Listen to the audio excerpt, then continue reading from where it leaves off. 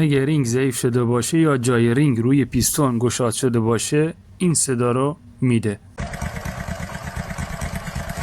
اگه این دیسک به دنده مقابل خراب شده باشه توی همه دنده ها این صدا رو میده.